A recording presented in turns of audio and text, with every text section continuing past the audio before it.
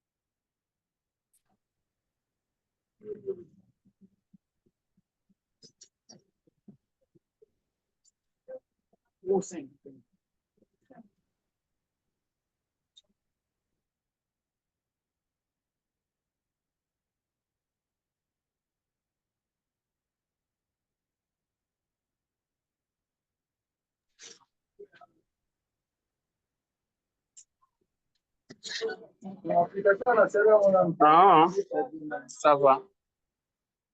Veuillez couper vos micros, s'il vous plaît.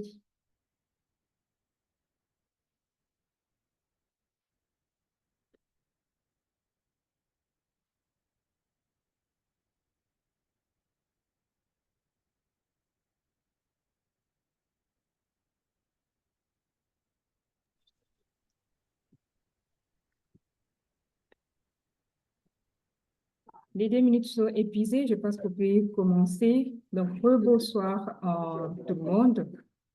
Et bienvenue dans notre quatrième webinaire de l'Académie des sciences pour les jeunes en RDC. Aujourd'hui, nous avons l'honneur d'écouter et d'échanger avec une grande dame qui a fait de l'excellence son cheval de bataille et qui a une grande expérience ou une grande expertise de terrain dans ce domaine de recherche.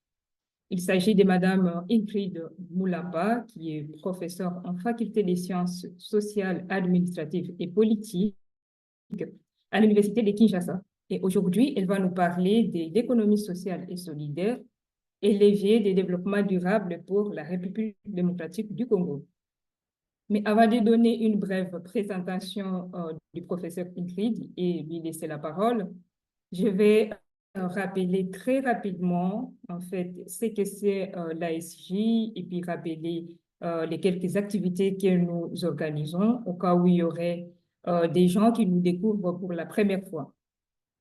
En fait, l'ASJ, c'est une plateforme qui regroupe les scientifiques, les jeunes professeurs de la République démocratique du Congo des diverses disciplines.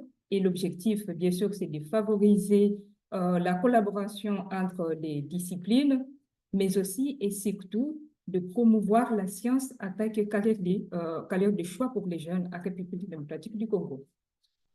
Et donc, nous organisons plusieurs activités. Donc, la première, c'est le webinaire que nous organisons chaque dernier vendredi du mois. Et vous allez le constater aujourd'hui, c'est un peu particulier parce qu'on n'est pas le dernier vendredi du mois. Ça s'explique parce que les prochains vendredis, nous organisons une grande conférence sur le virus Mpox qui sera donc organisée à l'Université de Kinshasa, donc dans la salle Monet Bosso, et ça sera le 30 août de 9 h à 12 h. Pour ceux qui n'auront pas la possibilité, bien sûr, de se rendre à Kinshasa, ils peuvent nous suivre également sur Zoom. Donc, ne manquez pas cette grande conférence, qui est un grand sujet d'actualité, et nous avons tous les droits de savoir un peu plus sur ce virus.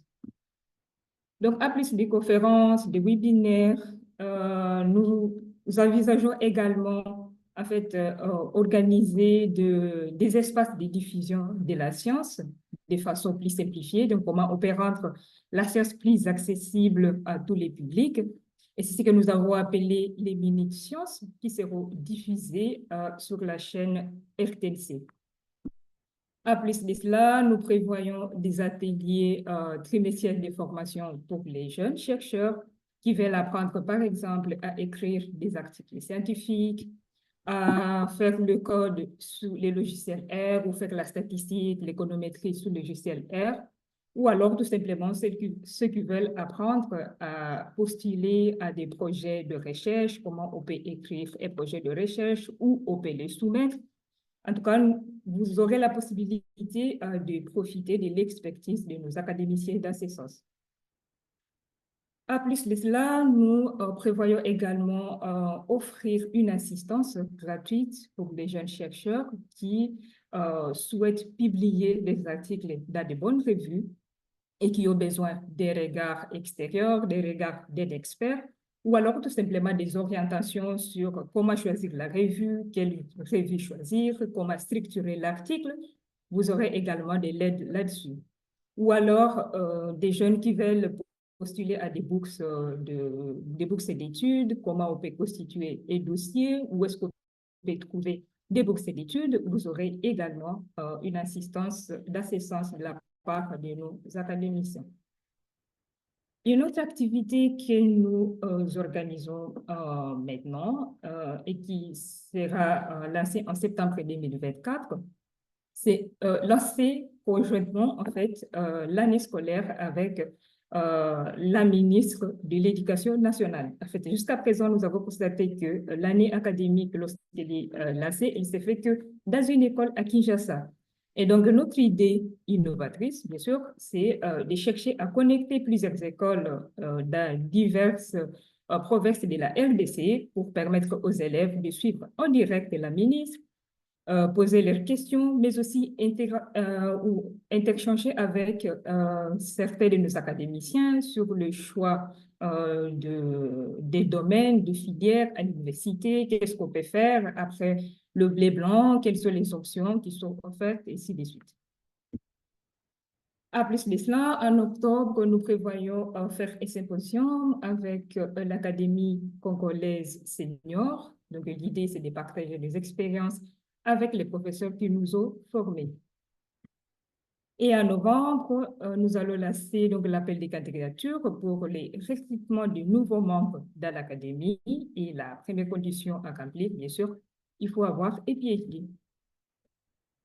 Et l'année prochaine, nous prévoyons faire une conférence internationale avec les autres académies africaines, parce que la science, ça n'a pas de frontières, il faut donc s'ouvrir au monde national et international. Et bien sûr, vous pouvez avoir plus de détails sur l'Académie en consultant notre site Internet. Donc, n'hésitez pas, vous aurez pas mal d'informations sur l'Académie, sur les académiciens, sur leur parcours. Vous pouvez également nous écrire, donc en utilisant notre adresse email. Vous pouvez suivre nos activités sur Twitter, sur Facebook. Facebook, ainsi de suite. Et maintenant, je vais donner une brève présentation de notre oratrice, donc, qui est la professeure Ingrid Boulaba, telle que je l'ai souligné en introduction. Elle est docteur depuis 2018 en sociologie et professeure à la faculté des sciences sociales, administratives et politiques à l'Université de Kinshasa. Elle est chercheure senior à la chaire de dynamique sociale. Elle représente l'Afrique centrale au comité de pilotage de International Network for Social Protection Rights, qui est un réseau international multi-acteurs de droit à la protection sociale. Elle est également membre de l'association Sophie Kanza, qui est une association de femmes professeurs de l'université en République démocratique du Congo. Elle est aussi membre permanent du Conseil de relations internationales de l'Université de Kinshasa. Et bien sûr, elle est membre de l'Académie des sciences pour les jeunes en RDC. Alors, ses activités académiques et de recherche, Madame Ingrid donne du cours à l'Université de Kinshasa de l'économie sociale, du cours de technique d'échantillonnage et d'enquête de terrain, les cours de sociologie industrielle et des séminaires de travail formel et informel. Du côté de ses recherches, ses travaux portent sur l'économie sociale et solidaire, l'économie informelle, les questions du genre et de la femme, le travail décent et la protection sociale, et enfin, les questions de quotidienneté. Et concernant ces projets en cours et passés, actuellement, la professeure Ingrid travaille sur le projet de recherche financé par ENABEL, sur le travail décent et la protection sociale dans la sous-région Afrique centrale. C'est un projet qui est subdivisé en deux composantes. D'abord, l'analyse du rôle de l'économie verte et de l'économie sociale et solidaire dans la promotion, pardon, du travail décent, et ensuite la promotion de l'inspection et de l'administration du travail. C'est un travail pour l'instant qui concerne les villes de Kinshasa, de Lubumbashi et de Kolwezi.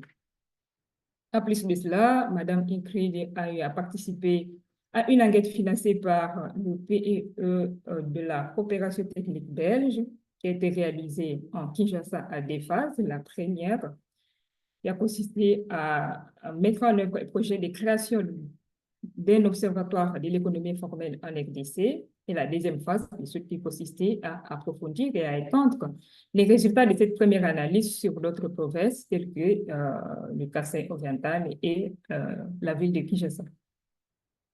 À part ça, la prof Ingrid a travaillé dans un projet financé par The We Social Movement sur la création des réseaux nationaux multi-acteurs et de protection sociale. La professeure Ingrid a participé à plusieurs ateliers de formation, des colloques, des conférences à l'échelle nationale et internationale, et elle a signé plusieurs publications que vous pouvez trouver sur Internet. Et la dernière est intitulée Économie sociale en République démocratique du Congo, sa requalification en Kinshasa. Je vais donc donner la parole à Madame Ingrid et nous aurons 20 à 30 minutes de présentation et après, vous pouvez poser vos questions tranquillement. Pour poser les questions, vous pouvez écrire soit dans les chats ou alors vous pouvez lever votre main. Madame Ingrid, vous avez la parole.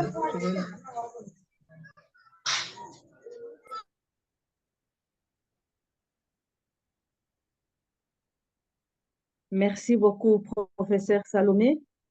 Et je remercie encore l'Académie des sciences des jeunes pour m'avoir donné cette opportunité de parler sur mes recherches et sur les résultats auxquels j'aboutis. Je remercie aussi tous les participants en avance qui se sont dédouanés de leurs activités multiples pour pouvoir suivre ce webinaire.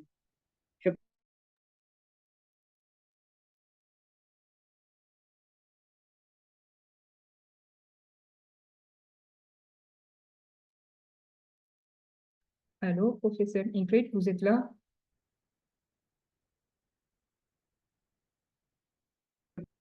Allô, professeur Ingrid.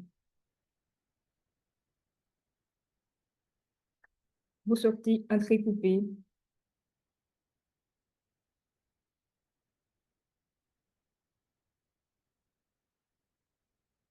Allô, professeur.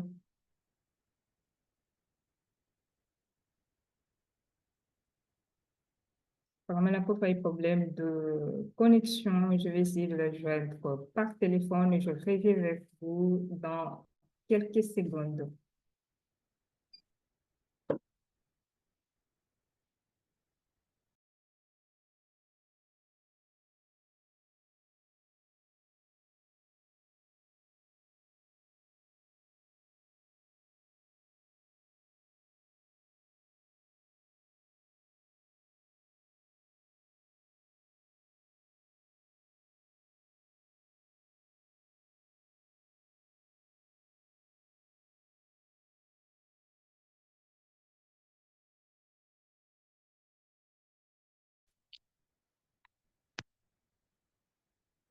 Voilà, je vais un peu mes courbes caprices, la technique.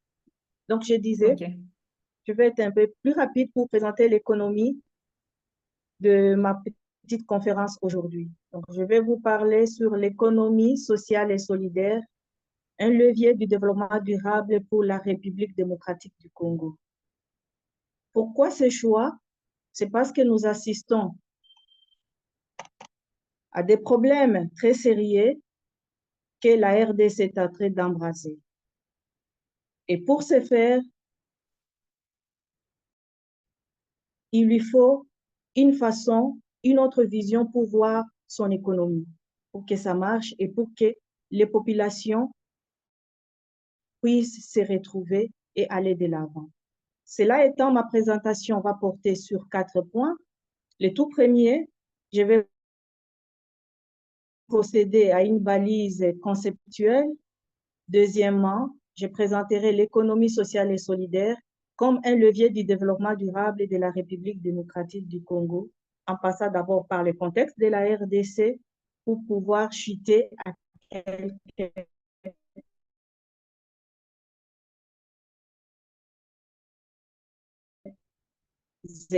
exemples qui fera l'objet de notre conclusion.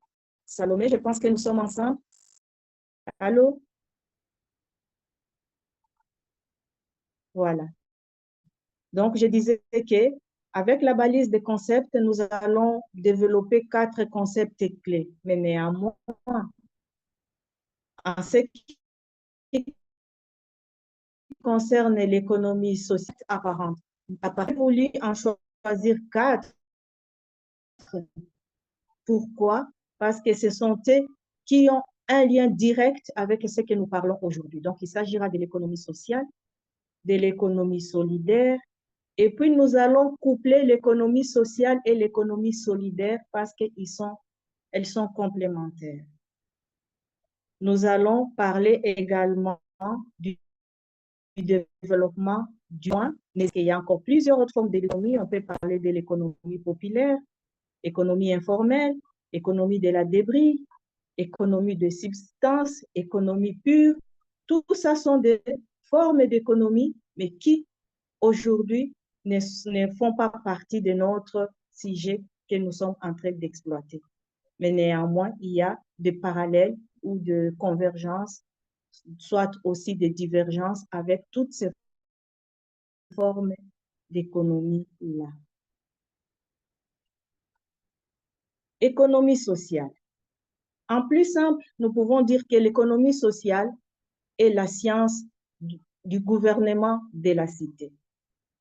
Quand on parle des sciences du gouvernement de la cité, on voit comment est-ce qu'on peut gouverner une population, une cité, une communauté ou une localité. C'est également une branche de la science économique qui étudie les relations volontaires, je souligne bien volontaires, créées par les hommes sous forme d'associations, de législations ou d'institutions en vue d'améliorer leurs conditions. Dire qu'est né pour allier aux difficultés des populations. Et avec ça, on enregistre 4 types d'entreprises d'économie sociale. Nous avons les entreprises à type coopératif, que tous nous connaissons, les CBECO, les Louis Mas, Mecreco, sont là des entreprises de type coopératif. Il y a des entreprises aussi, des sociétés qu'on appelle des sociétés de type mutualiste. Et là-dedans, nous classons toutes les mutuelles que nous retrouvons dans la cité, les mutuelles d'origine de, les mutuelles des anciens de, le mutuel des ressortissants de. En plus, nous allons nous attarder sur le mutuel de santé, parce que ce sont les mutuelles qui nous initient et qui peuvent nous apporter un peu plus dans le cadre du développement durable en République démocratique du Congo. Nous avons également les organisations associatives dans lesquelles nous classons les sociétés à responsabilité limitée, donc les ASBEL, et les organisations non gouvernementales que nous retrouvons ça et là en République démocratique du Congo. Et grâce à elles, les sociétés trouvent un peu un bouée d'affranchissement de leur pauvreté, si pas de leur épanouissement. Également, nous retrouvons dans ces mêmes types d'entreprises les fondations, qui sont des organisations promues par un individu, mais qui prennent un caractère social par leur mode de fonctionnement et par leur mode de gestion. Voilà les 4 types qui regorgent l'économie sociale comme entreprise. Le deuxième concept qui nous intéresse, l'économie solidaire, est en opposition du caractère individualiste d'économie capitaliste. Parce que quand nous voyons l'économie capitaliste, ne cherche que l'intérêt pour un individu, l'épanouissement pour un individu, l'enrichissement de l'individu, tandis que l'économie solidaire se distingue par la promotion de la solidarité entre différents acteurs par la pratique de l'autogestion. Et ici, quand on parle de l'autogestion, on voit la parfaite égalité de droits que les personnes assurent ou ont dans une entreprise ou une communauté donnée.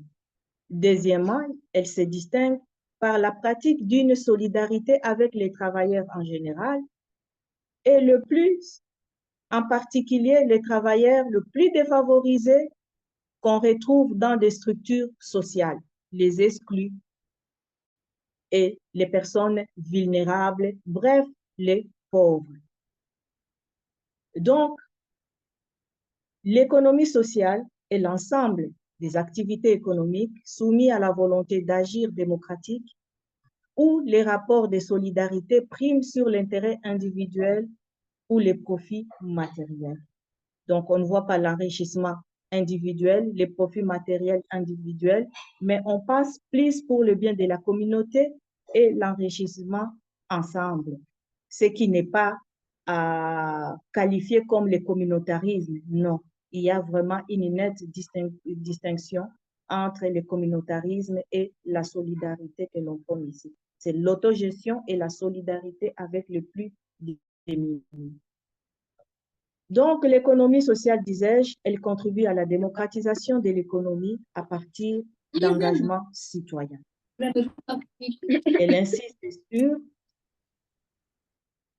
Elle insiste sur l'impulsion réciproque, et ici la réciprocité est vue sous un angle de distribution de biens ou de services soumis à l'arbitrage démocratique, et non sous l'angle d'un contrat que l'on peut signer entre l'employeur et les travailleurs.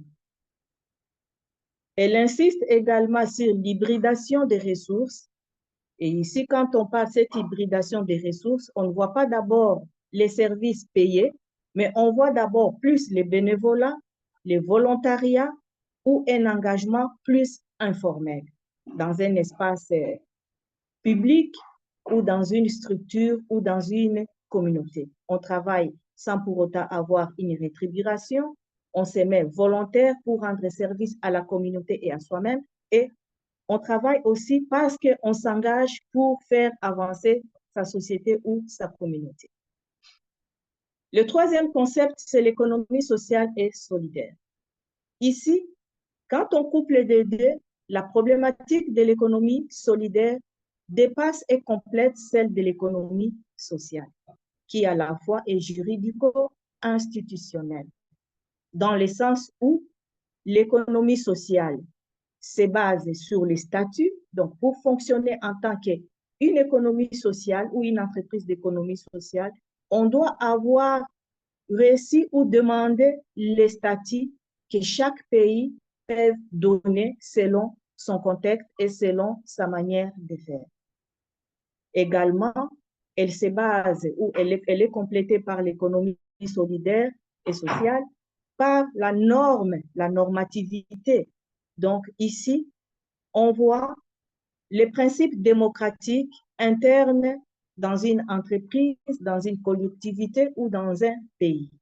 Et ici, je vais souligner en passant, c'est comme chez nous ici, dès lors qu'on a nommé le gouvernement actuel, le ministre de la Justice est allé en proscrivant le fonctionnement des associations ou des coopératives avec ce que l'on appelait F90. Il dit toute organisation, toute association ou toute entreprise d'économie sociale doit avoir une personnalité juridique. Donc ça, c'est la manière de procéder de la RDC actuellement, et toutes ces organisations-là doivent se conformer. Donc on ne fonctionne pas sans une autorisation étatique parce qu'on doit rester dans la norme et dans la légalité. Également, il y a une reconnaissance institutionnelle accordée à toutes les entreprises de l'économie sociale et solidaire qui varient d'un pays à un autre. On ne peut pas dire de la même manière que notre économie sociale fonctionne en République démocratique du Congo, ça fonctionnerait textuellement en Angola ou au Burundi, parce que les contextes sont différents. Les usages et les coutumes, la solidarité, elle ne prend pas la même forme dans toutes les sociétés de la même manière. Le terme économie sociale et solidaire en tant que tel est relativement récent dans de nombreux pays en Afrique, et ce terme n'appartient pas encore au langage couramment utilisé par les décideurs et surtout par les chercheurs. Parce que quand on entend parler de l'économie sociale aujourd'hui, on s'imagine c'est quelle économie et comment est-ce que cette économie-là fonctionne. Nous sommes habitués à entendre parler de l'économie capitaliste, de l'économie pure, de l'économie appliquée, l'économie de gestion. Mais cette façon de voir est tout à fait un peu nouvelle, surtout pour nos pays africains. Mais en Europe, ça fait ses prouesses, et toutes les entreprises, si pas toutes, mais nombreuses d'entre elles, se sont transformées, par exemple, les coopératives se sont transformées en des grandes banques qui font fonctionner leur pays. Je peux donner, par exemple, la coopérative en Belgique, qui est devenue aujourd'hui une très grande banque, la KBC Bank, qui est commencée comme une coopérative.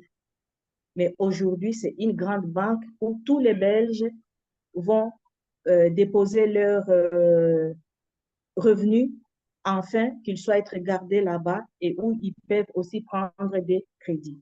Cela signifie cependant que ces pays, donc je parle des pays africains, n'avaient pas d'économie sociale parce que nous avons notre manière de faire. Et en République démocratique du Congo, on peut déjà souligner en passant que les coopératives, les mutuelles, toute forme de mutuelles, les associations que nous avons, et en toutes sortes, les ONG, les fondations, et même les Makelemba, les Moziki, les Bwakisakart, sont en fait des formes atypiques de tontines, mais qui peuvent facilement se pouvoir booster. Je donne un exemple. Par exemple, quand on prend les musiques, Banaki. l'association Banaki. C'est une association de tous les enfants de Kinshasa. Et si cette association-là fonctionne selon les principes que nous allons voir, cette association peut booster le développement durable à Kinshasa, si pas dans tous les pays. Le tout dernier concept, c'est le développement durable. Le développement durable est un processus durable qui permet de répondre aux besoins du présent sans compromettre la possibilité aux générations futures d'également un concept si pas actuel. Et quand nous parlons du réchauffement climatique, nous voyons, on dit, il faut conserver nos forêts pour pouvoir nous développer durablement. Pourquoi? Parce que nous n'allons pas épuiser la quantité de forêts aujourd'hui, afin que nos enfants viennent vivre dans les déserts. Donc, nous n'allons pas compromettre les générations futures, nous aussi par notre façon de faire notre économie. Parce que si nous tenons à nous enrichir individuellement, il y aura des familles qui seront riches et d'autres familles qui ne seront qu'appelées à rester dans la misère, ce qui n'est pas une façon de voir et même une façon de faire la solidarité. Le développement durable, donc, est la combinaison d'une amélioration quantitative soutenue sur le produit brut et net et des changements mentaux et sociaux d'une population qui l'accompagne. Donc, on ne peut pas dire qu'on a un accroissement. Quand il y a l'accroissement, cet accroissement-là n'est pas le développement durable ou le développement d'un pays. Parce que quand il y a accroissement, cet accroissement doit être suivi par les changements des mentalités qui vont faire en sorte que l'utilisation des ressources soit faite à bon escient. Donc, le développement durable, c'est également faire preuve de l'éthique dans un plan intragénérationnel et intergénérationnel au cœur des analyses et des pratiques économiques. Parce qu'ici, nous nous situons dans un côté qui est purement économique. Notre deuxième point va parler sur l'économie sociale et solidaire, levier du développement. Mais ces petits titres-là nous questionnent à 3 niveaux. Le tout premier, c'est quelles en sont les valeurs ou le principe. Quelles sont les valeurs de l'économie sociale et solidaire? C'est un questionnement. Qui en sont les auteurs et comment se comportent-ils? Troisième question, comment l'économie sociale et solidaire peuvent-elles booster le développement durable de la République démocratique du Congo? Donc, dans les slides qui suivent, nous allons parler vraiment et tenter de répondre à ces 3 questions-là par rapport à nos recherches et par rapport à notre vécu quotidien, l'observation et tout ce qui se passe dans notre société.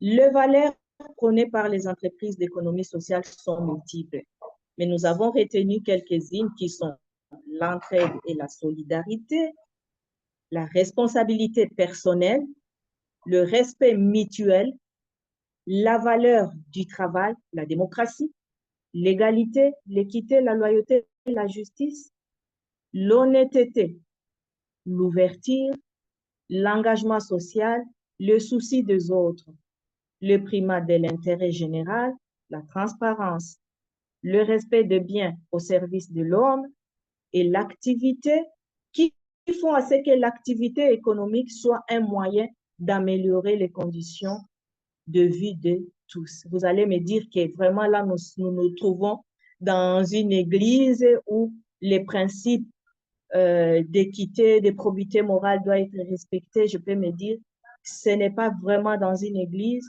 mais on peut dire que ces fondamentaux-là ont été tirés dans la façon de faire des églises parce que ce sont elles qui ont été les premières à asseoir les entreprises d'économie sociale.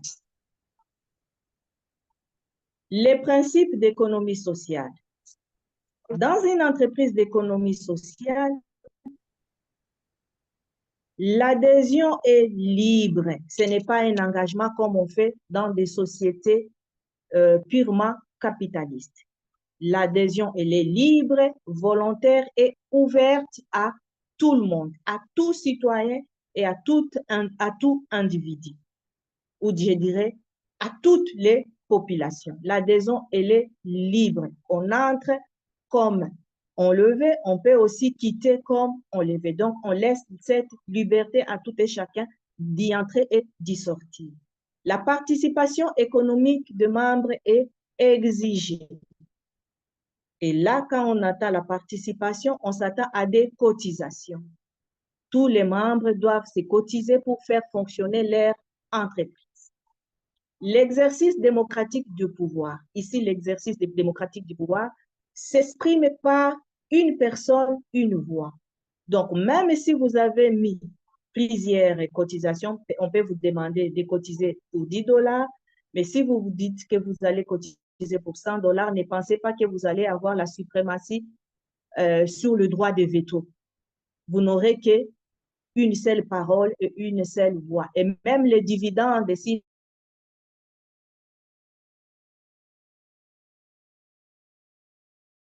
il faudra les redistribuer, ça sera au prorata de tout et chacun. On parle aussi, ça se base d'éduquer le membre sur d'abord les valeurs que l'on prend, sur les principes. On doit les former, les réformer et toujours les informer. Pourquoi? Parce que les membres doivent avoir une idée de tout ce qui se passe, une idée sur la gestion, une idée sur le fonctionnement. L'autonomie et l'indépendance, donc ces organisations-là sont autonomes et indépendantes. Mais l'autonomie ici ne veut pas dire qu'on fonctionne comme si on était dans une jungle. On doit fonctionner tout en respectant les lois du pays et les structures qui organisent ou qui sont à la base des publications de ces lois-là. Il faut aussi un engagement envers les communautés, comme on l'avait déjà dit. Mais si l'on s'en tient à ces principes et à ces valeurs, ces entreprises sont d'ores et déjà pour le développement durable. Malheureusement, il se peut que plusieurs mots rongent ces secteurs-là d'économie sociale. Les acteurs. Le premier acteur majeur, c'est l'État. Et quand on voit dans le contexte de la République démocratique du Congo, c'est l'État congolais par ses structures. Par exemple, je peux dire ces structures sont le ministère de la Justice qui légifère le loi, par exemple, le ministère de la Justice qui canalise comment est-ce que ces entreprises-là doivent être dotées de personnalités juridiques. Ça dépend aussi de lois qui sont votées par le Parlement. Ces entreprises-là dépendent aussi des contextes et des solidarités, des us et des coutumes du pays. Ce sont là les acteurs. Il y en a aussi la société civile à travers les organisations diverses. Donc, les organisations ici, on peut commencer par les organisations savantes comme l'Académie des jeunes des sciences, peut également ou est également un acteur de l'économie sociale et solidaire. Les organisations qui s'occupent de l'agriculture, les organisations de la pêche, les organisations qui militent pour les droits de l'homme, pour les droits des patients, tout ça, ce sont des organisations qu'on retrouve dans la société civile. Les partenaires techniques et financiers. Quand je parle des partenaires techniques, je vois les bailleurs de fonds qui interviennent dans le financement des organisations de la société civile. Il y a aussi les organisations internationales à divers niveaux. Et ici, il y a les partenariats qui se créent entre les organisations de la société civile de la République démocratique du Congo avec les sociétés civiles des autres pays. Par exemple, Inspire, on venait de dire, je suis membre. C'est en tant qu'organisation savante que je suis arrivée dans cette organisation-là de droit à la protection sociale. Mais comment booster le développement? j'ai mis juste une image là qui illustre les contextes de la RDC. Vous voyez le monsieur là qui est en train de tirer un gros, une chariot remplie de fûts. Dans ce fil-là, nous ne connaissons pas, est-ce qu'il y a de pierre, est-ce qu'il y a du coton, est-ce qu'il y a de moellons. Il n'y a que ce monsieur-là qui peut dire le poids qu'il est en train de tirer. Et c'est comme ça que nos organisations de la société, de l'économie sociale, tirent la charge, partant par les éléments du contexte de la République démocratique du Congo. Un pays qui est rongé par plusieurs maux, les conflits, la guerre ou les guerres à l'est de la République démocratique du Congo, qui ont occasionné jusqu'à ce jour plus de 5 millions de morts et de déplacés internes comme externes. Il y a également la problématique de l'insatisfaction de besoins élémentaires de base tels que se soigner, se nourrir, scolariser les enfants. Bientôt, c'est la rentrée scolaire et beaucoup d'entre nous commencent à se poser des questions, comment payer le frais, comment payer ceci. Or, tout cela pouvait être régulé parce que l'État est démissionnaire. Qui doit prendre en charge, dont l'être humain a besoin. On voit aussi toutes les causes qui ont été occasionnées par les violentes manifestations ou les manifestations de rue contre la vie chère.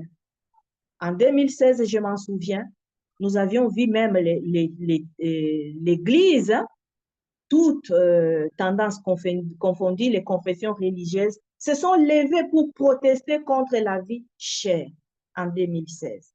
Et ils ont même donné des slogans, « Dégage les médiocres ». C'est pour lutter. En 2017, avant qu'on en arrive aux élections de 2018, on a vu comment est-ce que les populations se sont soulevées contre la guerre. Bientôt ici, nous avions vu, il y a eu des marches presque dans toute la République démocratique du Congo. Les associations ont marché pour protester contre l'occupation du Rwanda et le M23 de l'Est de la République démocratique du Congo. Il y a également les catastrophes naturelles. Nous avons assisté à l'éruption volcanique en 2016, si je ne m'abuse pas. Les inondations en 2023 qui ont atteint même la capitale de la République démocratique du Congo. Toute l'avenue de Poids-Lourd était inondée jusqu'à la Gombe. Tout ça, ça a renforcé la vulnérabilité. Les larves qui ont décimé les maisons des populations déjà meurtries par la guerre, couplées à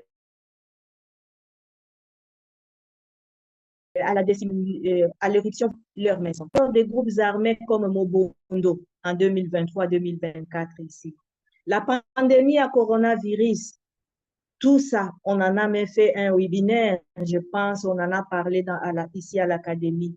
Et avec ça, on a eu jusqu'au janvier 2023 95 172 cas de COVID-19 détectés, 757 décès. C'est énorme pour une population de la RDC. On voit aussi également la majorité de l'économie qui repose sur les secteurs miniers.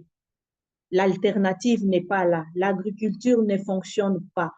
Les autres secteurs tertiaires ne fonctionnent pas.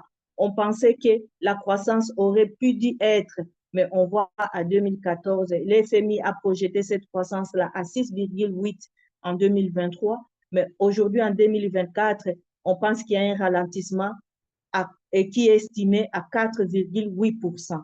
C'est déjà une défaillance. L'inflation et la dévaluation galopante de la monnaie, on n'en parle pas.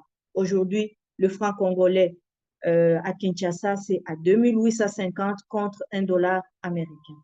L'insécurité alimentaire, nous le voyons et nous le vivons du jour au jour. L'urgence de ces jours, avec encore la résurgence de la variole des singes, le Mpox. Hier, je suivais à la télé, il y avait déjà des cas de mort et plus, je pense, de 1000 cas suspects déjà identifiés seulement à Kinshasa. On va en parler les 30. Je pense que ce sont des problèmes démocratiques du Congo, si pas les populations. Mais quel est l'état des lieux de l'économie sociale en République démocratique du Congo? La RDC a une longue tradition de pratique de l'économie sociale et solidaire. J'ai cité les exemples. Nous avons les Makelema, nous avons le bois qui s'accarte, nous avons les Mosiki, nos associations, nos coopératives. Tout ça, ce sont les pratiques qui peuvent faire remonter, qui remontent des associations traditionnelles d'entraide et de solidarité, mais sans la formule. Mais c'est la formule des coopératives qui a toujours été promise. Pourquoi la formule des coopératives? Parce qu'on y hérite les principes et les valeurs qui mettent tout le monde ensemble et qui fait fonctionner d'une manière durable ces entreprises-là. Dans son expression la plus simple, l'économie sociale s'identifie à la prise en main par les populations elles-mêmes de la satisfaction de certains de leurs besoins et à l'organisation de populations dans le cadre d'entreprises collectives d'appellations diverses. Et ces entreprises-là peuvent être des établissements, peuvent porter les noms des individus, peuvent porter les noms de ceux qui, de leur utilité première. Tout ça peuvent être regroupés dans ces entreprises-là d'économie sociale. En RDC également, l'économie sociale et solidaire couvre les coopératives, je l'avais déjà dit, des crédits et d'épargne, les associations de développement diverses. J'en ai parlé, nous en avons plusieurs. Il couvre aussi les mutuelles, tout ce qu'on appelle le mutualité ici à Kinshasa. Mais nous, aujourd'hui, nous allons nous attarder plus sur le mutuel de santé, qui marque leur spécificité sous les régimes juridiques de lois qui ont été légiférées par la République démocratique du Congo. Et là, je vous donne quelques exemples de lois qui ont été mis à profit pour faire fonctionner les entreprises d'économie sociale en République démocratique du Congo. Nous avons la loi, par exemple, numéro 002 de 2002, portant dispositions applicables aux coopératives d'épargne et de crédit. Nous avons également la loi 004 de 2001, portant dispositions applicables aux associations sans but lucratif et établissements à utilité publique. Ici, dans cette loi, on retrouve et les associations et je voulais dire ici, les associations et les fondations. Nous avons également la loi numéro 18 qui a modifié et complété la loi 007 de 2002 portant code minier. Parce que ici, c'est une loi dans laquelle même aussi les coopératives à caractère minier s'y retrouvent et sont régies par, doivent aider ou se concilier à cette loi-là. Il y a également l'acte, par exemple, uniforme du 15 décembre 2017 et 2010 plutôt, relative aux droits des sociétés coopératives. Ici, c'est la loi, on appelle ça la loi coopérative OHADA.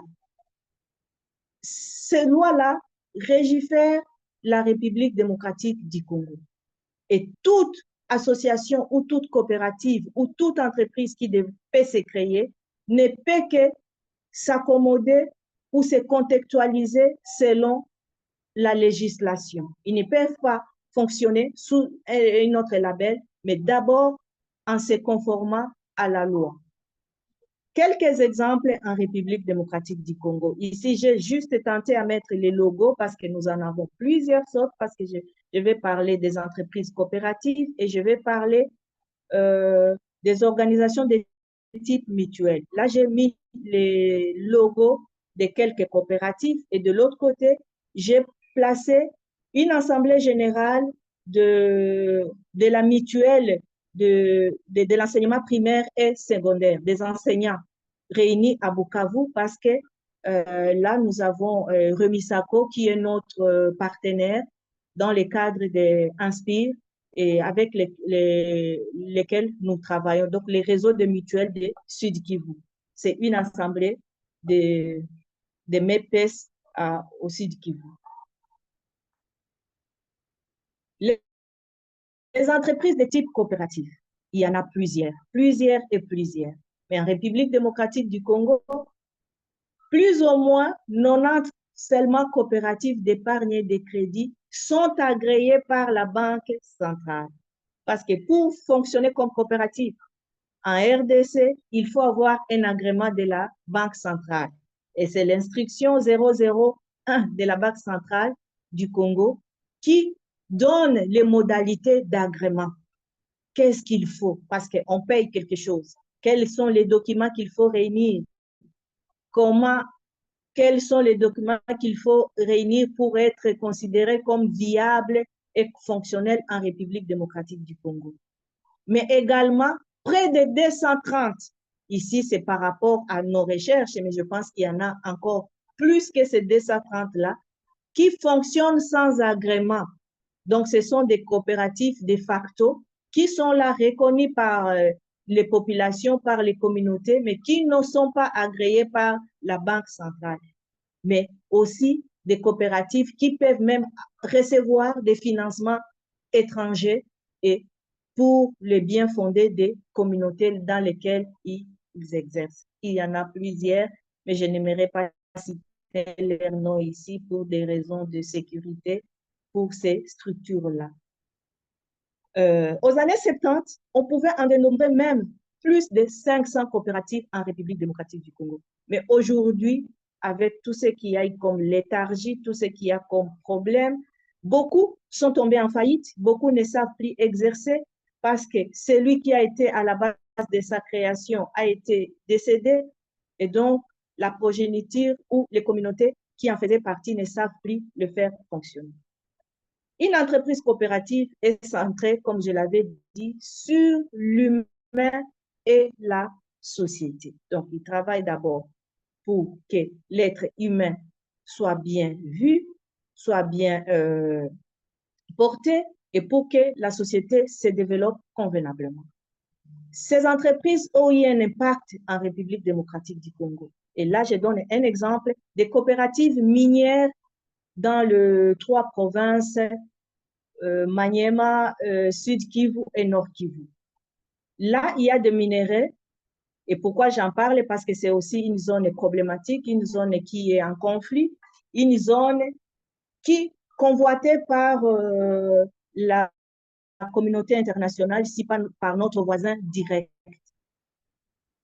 Et là, c'est d'abord le gouvernement qui a pris l'initiative de suspendre par l'arrêté qui est là, 07005, barre de 2010, du 20 septembre 2010, portant suspension de toutes les activités minières dans les provinces du Maniema, Nord et Sud Kivu. Pourquoi? Ici, c'était pour des raisons de traçabilité. Parce que le minerai ne pouvait pas être acheté. Il y a un moment donné qu'on a qualifié ces minéraux-là, toujours on continue à les qualifier comme les minéraux de sang. Il faut qu'il y ait une traçabilité. Qui crée ce minerai, qui produit ces minéraux, qui achète ces minéraux, c'est pour des raisons de traçabilité qu'on a suspendu. Et le gouvernement a ordonné par un autre arrêté ministériel que toute extraction soit regroupée en des coopératives minières au sud, nord et Maniema. Est-ce que c'est ça le cas aujourd'hui? Je peux vous dire déjà d'emblée non. Mais il y a quand même quelques coopératives qui se sont mis à pied, qui sont là, qui fonctionnent, mais qui rencontrent plusieurs difficultés. Parce que c'est par leur volonté qu'ils ont été mis sur pied, mais les difficultés que nous en parlons ici, ce sont des difficultés réelles parce que les coopératives ne sont pas créées comme des entreprises totales d'économie sociale, mais sont créées en mode entreprise capitaliste. Et quand ils sont créés à ce mode-là, la première difficulté qu'ont rencontré ces coopératives, les membres des coopératives travaillent sur des sites couverts par des titres appartenant. Les tierces, qui sont ces tierces-là? Les tierces, ce sont les individus, par exemple, reconnus, les membres d'une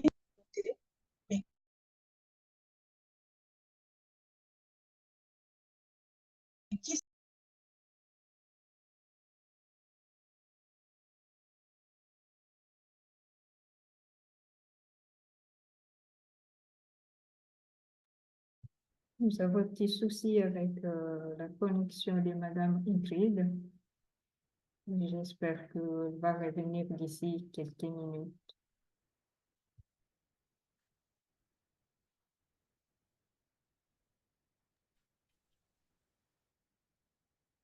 Allô, professeur?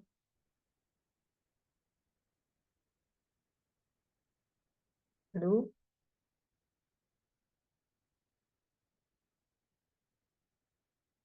Allô, professeur Ingrid? Oui, je peux continuer parce que je suis en train d'arriver vers la fin. Oui, oui, vous pouvez continuer. Merci. Les difficultés, c'est d'abord de travailler sous les labels des tierces. Les tierces, cela peuvent être des Chinois, peuvent être des Indiens qui vont coaliser avec une autorité ou un relais qui est vraiment pignon sur lit, sur la rue. On coalise, on le soudoie un peu, on lui demande d'accepter, de regrouper les gens et de dire que c'est une coopérative, mais qui n'est pas forcément une coopérative. Ça, c'est une des difficultés. L'autre difficulté majeure, c'est la tracasserie administrative pour la création. Nous avions dit que ces coopératives doivent s'aligner au contexte. Donc, avoir les F90, par exemple, c'était tout d'abord tout un problème. Être reconnu par la Banque centrale, c'est parmi les difficultés. Il y a aussi autre difficulté, c'est la sous-traitance à plusieurs niveaux. Les coopératives là qui naissent se font sous-traiter. Donc, il y a des groupements. Le premier groupement qui sous-traite au deuxième groupement et jusqu'à l'infini, il peut y avoir une sous-traitance à ce niveau-là. Il y a aussi l'inféodation de membres fondateurs. Là, j'ai dit, les membres fondateurs, par leur cupidité, par leur souci de s'enrichir eux-mêmes, sont inféodés par le plus fort ou soit par les gouvernements. Là, nous parlions des entreprises de type coopératif. Nous allons aussi parler des mutuelles de santé. Les mutuelles de santé, quel est leur état de lieu? Nous tous, nous savons que la population congolaise croupit dans la misère. Et jusqu'en 2015, j'ai participé à une enquête indirecte. Nous avions dénombré 109 mutuelles sur l'étendue de la République démocratique du Congo, avec environ 1 89 265 membres. Ici, quand on voit le taux de pénétration, c'est juste 1% de la population congolaise à cette époque-là. Avec les mutuelles de santé, le ménage contribue à la hauteur de 1/3 et les 98% restants sont subventionnés par la coopération ou par les financements, si pas étrangers, notre gouvernement ne donne forcément rien. C'est plus par les organisations et la coopération internationale qui nous aident à financer nos mutuelles ici en République démocratique du Congo. En tant qu'alternative d'accès aux services de soins, les mutuelles ont un atout ou des atouts de permettre à lever les barrières financières. Parce que quand on paye peu, c'est une barrière qui est levée et une majorité des populations peut accéder aux soins de santé. Mais les barrières aussi, les barrières socio-culturelles. Les mutuelles pallient ainsi aux limites des systèmes de soins. C'est ainsi que même le gouvernement, j'avais dit que là-bas, le gouvernement a doté déjà le pays d'une loi grâce aussi à la participation de nos mutuelles et des organisations de la société civile, une loi pour la République démocratique du Congo.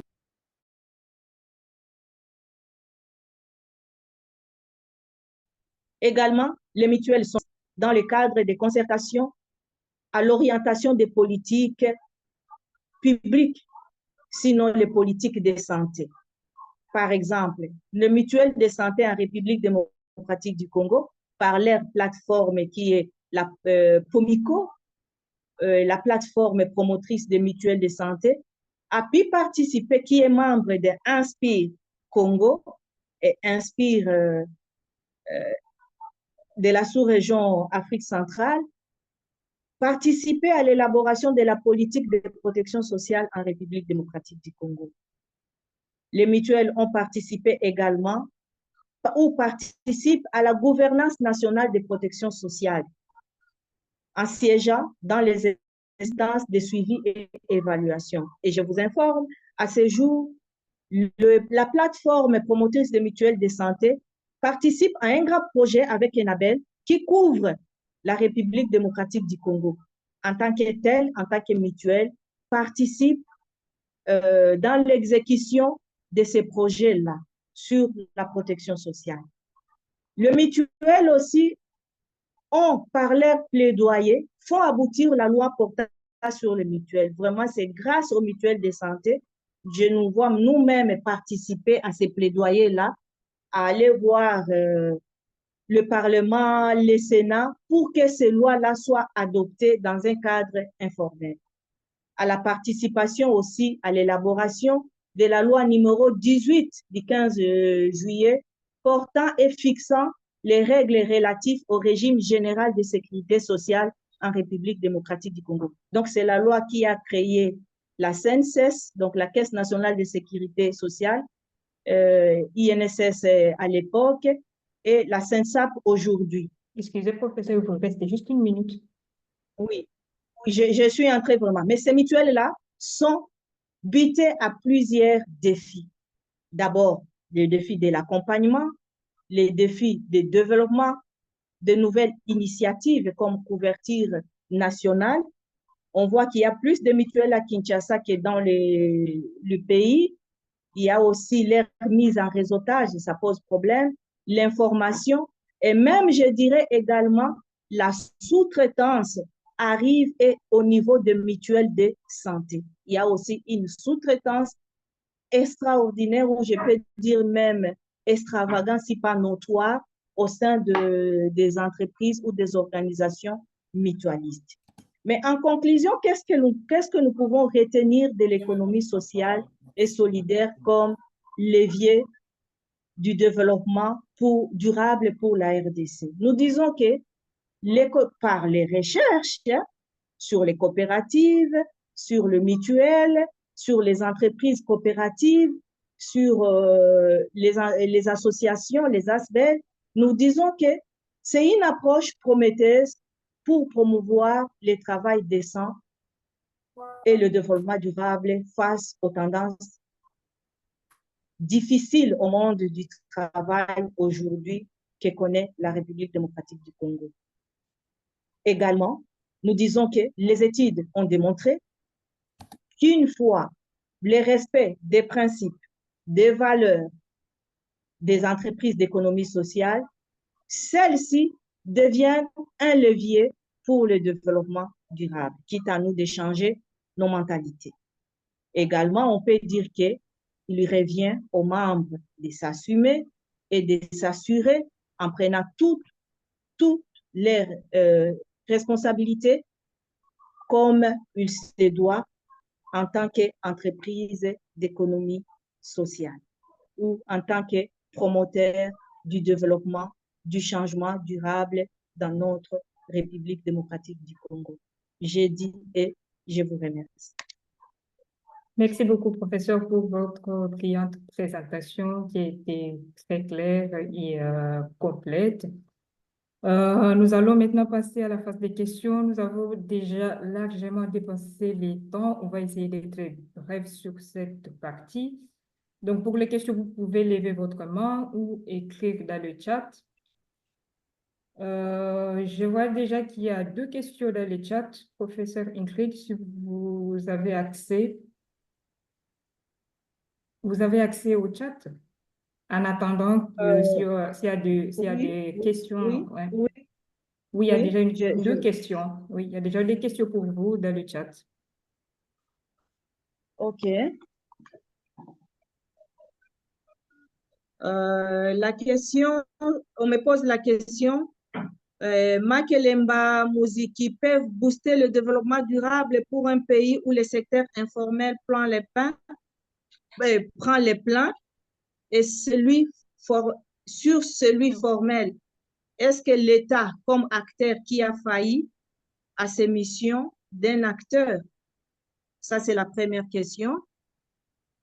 Que faire pour intégrer ces coopératives dans ce qui est formel? Voilà, ça c'est la première personne. Je ne vois pas son nom, mais je pense que c'est Feli Nzegou, Féline Zégou. Feli Nzegou qui a posé des questions. La troisième question, je préfère lire et répondre à toutes les questions au même moment. Dans les contextes congolais, avons-nous la culture de nous associer en coopérative de manière durable? Voilà, ce sont là les questions qui me sont parvenues dans les chats et j'y réponds directement. La deuxième question, c'est Moutoualé. C'est le prof Moutoualé qui a posé cette question. Je vais commencer à répondre au professeur Moutoualé. Les contextes congolais, avons-nous la culture de nous associer en coopérative de manière durable? Là, nous avons une ambiguïté. Je peux répondre à double volet dans cette question-là du professeur Moutoualé, par des volets. C'est par oui et par non. De manière durable, quand on voit de manière durable, je peux dire d'abord, je commence par les noms. Pourquoi les noms? Nous nous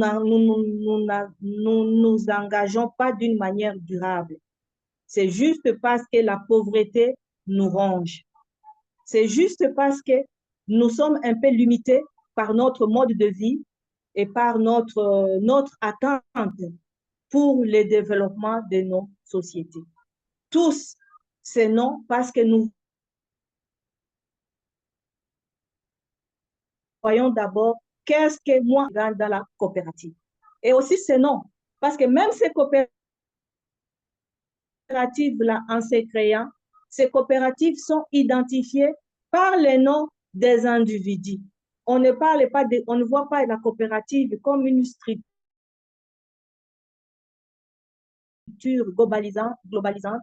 On ne se l'approprie pas et c'est ce qui est notre façon de nous engager. Mais c'est plus par la pauvreté, et aussi par cette façon-là de vouloir tout simplement être lead tout en oubliant.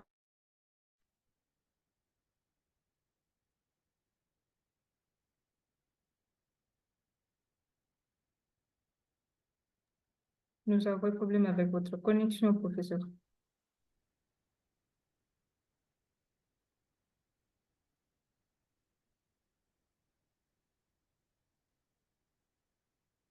Allô, professeur? Les autres. Ça, c'est quelle mesure? J'avais dit ici, tout en respectant les valeurs, les principes.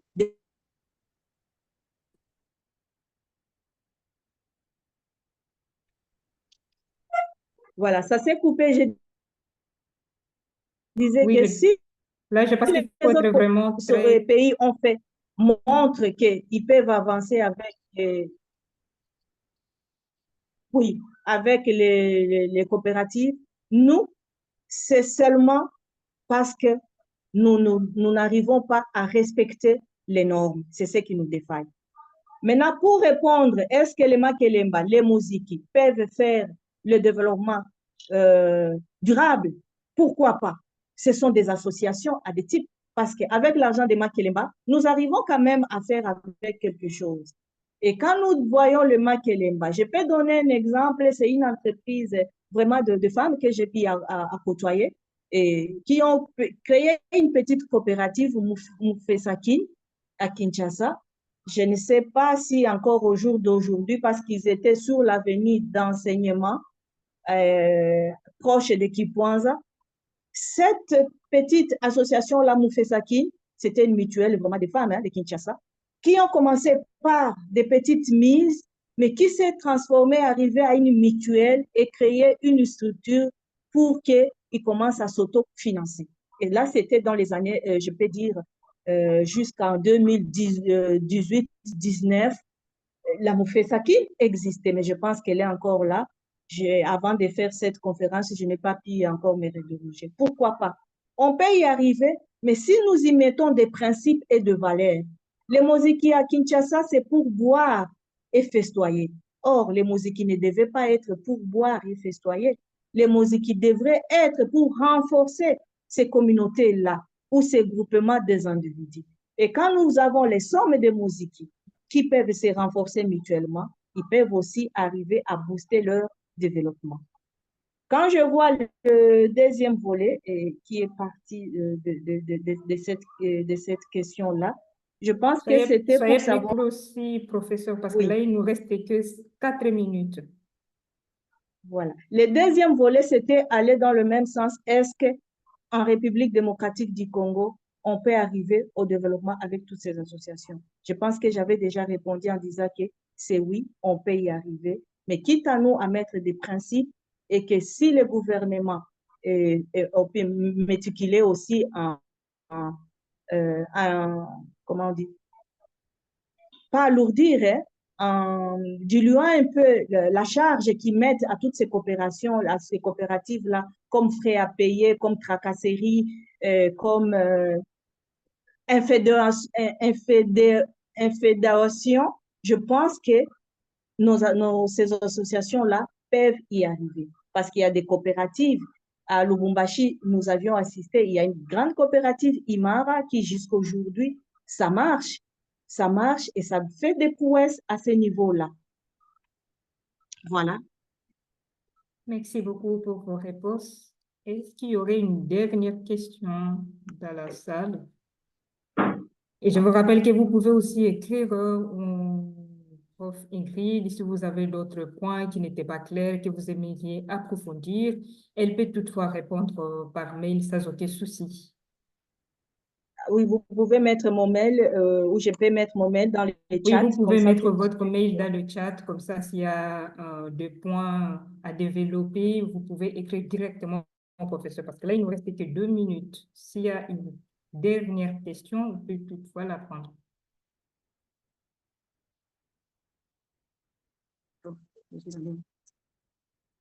Alors, il y a une question dans le chat du docteur Hervé de Kouya, que vous pouvez répondre très rapidement dans les 2 minutes qui nous restent.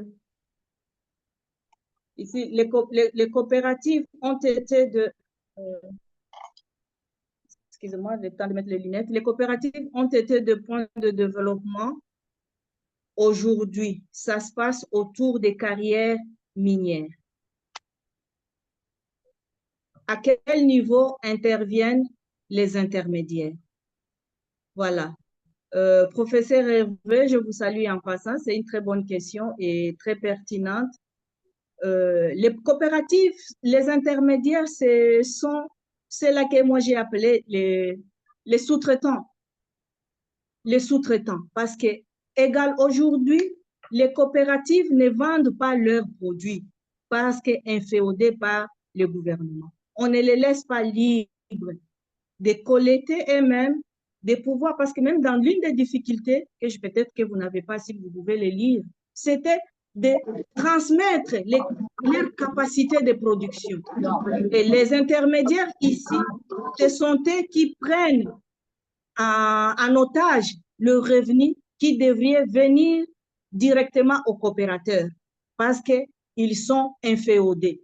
Ce sont eux qui coopèrent avec ceux qui ont mis de l'argent pour la création de ces coopératives minières-là. Et c'est ce qui les réduisent en néant. Vous allez voir les coopérateurs, et même dans la redistribution, on dit que dans la zone coopérative, la redistribution doit être royale et équitable. Mais dans une entreprise capitaliste, c'est doit être mieux rétribué. Ils ne savent même pas sur quel marché on va vendre leurs produits et on leur paye seulement par des miettes. Ce sont les intermédiaires. Mais si on les met à l'écart et en respectant le principe, j'insiste sur les principes et les valeurs, je pense que ces coopératives-là peuvent booster le développement, si pas communautaire, hein, mais le développement de toute une société. Parce que quand ils sont là-bas, ils doivent payer leurs taxes en tant que coopérative. Et si on diminue ces taxes-là, c'est les fiscs qui paient. Et les fiscs, en perdant, même les coopérateurs qui travaillent, on ne doit pas leur montrer, il n'y aura pas de transparence. Et quand il n'y a pas de transparence, il y a déjà une faille et on ne bénéficiera pas. Merci beaucoup, en tout cas, professeur, pour vos réponses. Je vous suggère de laisser votre adresse email dans le chat au cas où il y aurait des gens qui aimeraient vous contacter pour échanger, discuter davantage. Malheureusement, on ne peut pas continuer parce qu'on a débordé déjà du temps, plus de 16 minutes, et je vous remercie d'avance pour votre patience et votre compréhension. J'espère que ça ne se répétera plus parce que le temps, c'est de l'argent, ça doit se respecter. Merci beaucoup. Merci infiniment et merci à tous les participants. Surtout également, merci à l'Académie des jeunes, l'Académie des sciences pour les jeunes de m'avoir donné cette opportunité de parler sur les coopératives, sur le mutuel de santé, bref, de parler de l'économie sociale et solidaire. Je vous remercie, vous tous. Merci. Merci beaucoup, professeur. La photo du groupe. Oh, il faut que j'enlève mes lunettes. Hein. Je suis visible, j'espère. Hein? Si. Merci bien, Salomé. Merci à toi. Je vous en prie. Moi, ma caméra m'est trahi.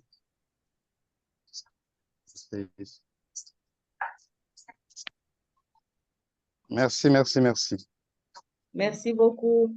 Et à bientôt alors.